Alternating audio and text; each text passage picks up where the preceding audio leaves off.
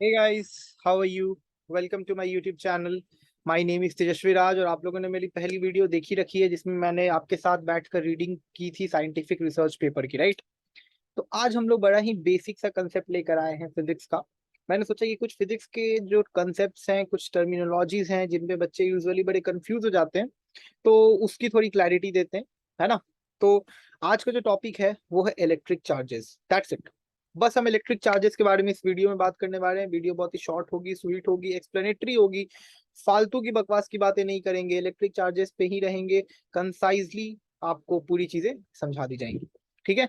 कि भाई electric charge आखिरकार होता क्या है। तो देखो, इलेक्ट्रिक चार्ज जो है ना, हम सबको पता है matter. Matter is something which occupies space and have some mass. भले ही वो मास कितना भी छोटा क्यों ना हो, भले ही वो स्पेस कितना भी कम ऑक्यूपाई क्यों ना कर रहा हो, समथिंग अगर माइक्रोस्कोपिक लेवल पर भी कोई भी एटम्स, मॉलिक्यूल्स, कुछ भी ऐसे सब एटॉमिक पार्टिकल्स कुछ भी स्पेस ऑक्यूपाई कर रहे हैं और उनका कुछ भी मास है, तो उसको हम मैटर कहेंगे, ठीक है? तो डेफिनेटली इलेक्ट्रिक चार्ज भी एक मैटर है, पहली चीज। दूसरी चीज, इलेक्ट्रिक चार्ज उस तरह का मैटर है जिसमें कुछ एलिमेंट्री प्रॉपर्टीज होती हैं जिससे कि वो दूसरे पार्टिकल्स को इलेक्ट्रिक फील्ड और मैग्नेटिक फील्ड क्रिएट करके अफेक्ट कर सकता है। यानी अगर कोई एक इलेक्ट्रिक चार्ज को दूसरे इलेक्ट्रिक चार्ज या दूसरे नॉन चार्ज बॉडी के पास रखोगे, तो ये जो चार्ज इलेक्ट्रिक बॉडी है, ये एक इलेक्ट्रिक फील्ड, एक फील्ड क्रिएट करता है अपने आसपास, ठीक है? ये इसकी एलिमेंट्री प्रॉपर्टी है। ये एक फील्ड क्रिएट करता है अपने आसपास जिससे कि जो दूसरी बॉडी है उस रेंज में वो उस फील्ड की फोर्स से अफेक्ट होगी, ठीक है? ये सब हमें पता है। चार्ज की एक बहुत ही, और प्रिसाइजली अगर हम बोले, इलेक्ट्रिक चार्ज की एक बहुत ही इंपॉर्टेंट प्रॉपर्टी होती है, वो है कि an electric charge can neither be created nor it can be destroyed, है ना? इसको रिलेट करो law of conservation of energy के साथ। Energy is neither created nor it can be destroyed. So here the same case is that, ठीक है? और जो इलेक्ट्रिक चार्जेस होते हैं बस उनको हम ट्रांसफर कर सकते हैं एक फॉर्म से दूसरे फॉर्म में, ठीक है? बेसिकली इलेक्ट्रिक चार्जेस कितने टाइप्स के होते हैं? दो टाइप्स के होते हैं। एक होता है अपना पॉजिटिव चार्ज, दूसरा होता है अपना नेगेटिव चार्ज, ठीक है? यूजुअली पॉजिटिव चार्ज को हम प्रोटॉन बुलाते हैं, नेगेटिव चार्ज को हम लोग इलेक्ट्रॉन बुलाते हैं। But there is also an E plus charge जिसको हम पॉजिट्रॉन बुलाते हैं, ठीक है? अब देखो, दो अगर ऑपोजिट चार्ज आपस में इंटरैक्ट कर रहे हैं, यानी एक नेगेटिव चार्ज है और एक पॉजिटिव चार्ज है, दोनों ऑपोजिट साइन के हैं, ऑपोजिट नेचर के हैं, अगर वो आपस में इंटरैक्ट करेंगे तो वो एक दूसरे पर अट्रैक्टिव फोर्स लगाएंगे, यानी एक दूसरे को खुद के पास लाने की कोशिश करेंगे। और अगर दो लाइक चार्जेस, यानी या तो दो नेगेटिव चार्ज या तो दो पॉजिटिव चार्ज आपस में इंटरैक्ट करेंगे, तो वो एक दूसरे को रिपेल करने की कोशिश करेंगे, यानी एक दूसरे को दूर फेंकने की कोशिश करेंगे खुद से, ठीक है?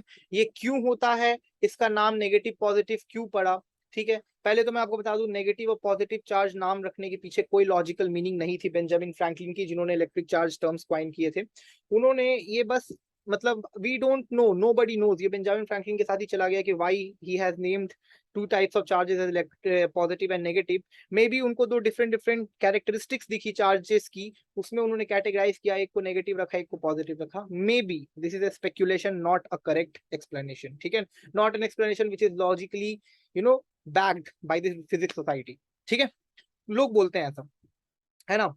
तो ये सब तो अपने को क्लियर है, बहुत ही फंडामेंटल बात है। अब देखो, बहुत सारे फंडामेंटल सब एटॉमिक पार्टिकल जो होते हैं मैटर का, उनके पास इलेक्ट्रिक चार्ज की प्रॉपर्टी होती है, ठीक है? जैसा मैंने आपको बताया, इलेक्ट्रॉन्स जो होते हैं वो नेगेटिव चार्ज होते हैं, प्रोटॉन्स जो होते हैं वो पॉजिटिव चार्ज होते हैं। बट एक और तरह का चार्ज होता है, वो होता है न्यूट्रॉन, जो कि जिसमें चार्ज एक्चुअली होता नहीं है, it has zero charge, but that is also सब एटॉमिक पार्टिकल, न्यूट्रॉन्स, ठीक है?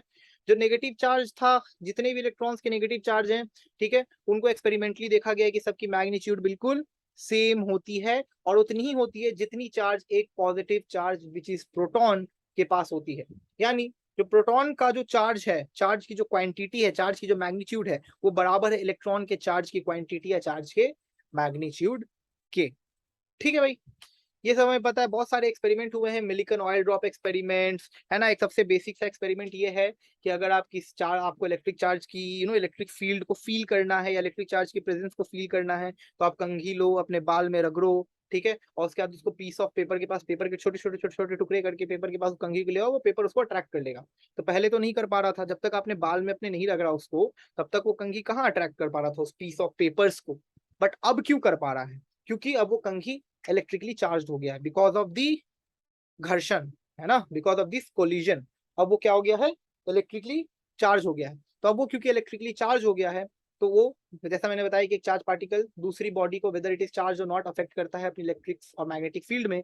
तो उसने जो अपनी फील्ड क्रिएट करी अपने आप अपने पास, उसमें जैसे ही वो पीस ऑफ पेपर्स आए, उन पर इन्फ्लुएंस बनना शुरू हो गया। ठीक है, तो इस तरह से हम चार्ज को बेसिकली डिफाइन करते हैं। हम एक और बात जो मैं आप लोगों को बता देना चाहूंगा, that electric charges are conserved in nature in any isolated system. ठीक है, जैसा मैंने अभी आप लोगों को बताया, again the law of conservation of charge. और ये एक आइसोलेटेड सिस्टम की बात हो रही है, यानी ऐसी सिस्टम जिसपे ना ही सिस्टम पे सराउंडिंग का कोई इफेक्ट है, ना ही सराउंडिंग का सिस्टम पे कोई इफेक्ट है। ठीक है, तो किसी भी केमिकल या न्यूक्लियर रिएक्शन में जो नेट चार्ज होता है, नेट इलेक्ट्रिक चार्ज होता है, वो हमेशा कांस्टेंट होता है, हमेशा कांस्टेंट होता है। या फिर इसको मैथमेटिकल टर्म में अगर बोले तो the algebraic sum of the fundamental charges remains the same. ठीक है, चार्ज का यूनिट क्या होता है, कूलम्ब होता है। हम सबको पता है चार्ज का यूनिट क्या होता है, कूलम्ब होता है। इलेक्ट्रोकेमिकल यूनिट चार्ज का होता है फैराडे। ठीक है, जिनको कि फैराडे जो फिजिसिस्ट है उनके नाम पर रखा गया है। सो गाइस, घुमा फिराकर बात इतनी ही आती है इलेक्ट्रिक चार्ज के बारे में। इससे ज्यादा आपको कुछ जानने की जरूरत नहीं है, अप टू योर लेवल, अगर आप 11th-12th के स्टूडेंट हो, क्योंकि बेसिकली वीडियो उन्हीं के लिए है। और इसके आगे जितनी भी बातें हैं, जितनी भी चीजें हैं थ्योरी में इलेक्ट्रिक चार्ज की, सब बहुत ही एक्सपेरिमेंटल फिजिक्स में, अप्लाइड फिजिक्स के डोमेन में आती है। और क्योंकि आप थ्योरेटिकल फिजिक्स के स्टूडेंट हो, 11th-12th में हमारी कंट्री में, हमारी एजुकेशन सिस्टम में अप्लाइड फिजिक्स की कोई ज्यादा एप्लीकेशन या ज्यादा कोई पर्पस है नहीं, तो इसीलिए मैं इसको थ्योरेटिकल फिजिक्स की अम्ब्रेला में रख रहा हूँ। And it is correct also, because अभी आपको इलेक्ट्रिक चार्जेस की पहली बेसिक्स के साथ आपको परफेक्शन अचीव करना पड़ेगा, तब जाकर लास्ट में इन दी एंड आप बोल सकते हो कि हाँ, now I am ready to do some experimentation. ठीक है, so this was all about today's video, guys. If you really liked it, if you really understood what I'm trying to teach you, like this video, share this video, and subscribe to my YouTube channel, guys. I'm sitting in the night and I'm making this video. बड़ी मेहनत करते हैं हम video बनाने में। अगर आपको पसंद आता है, please please please share it and subscribe the channel. Thank you very much, guys. You guys have been awesome. See you later.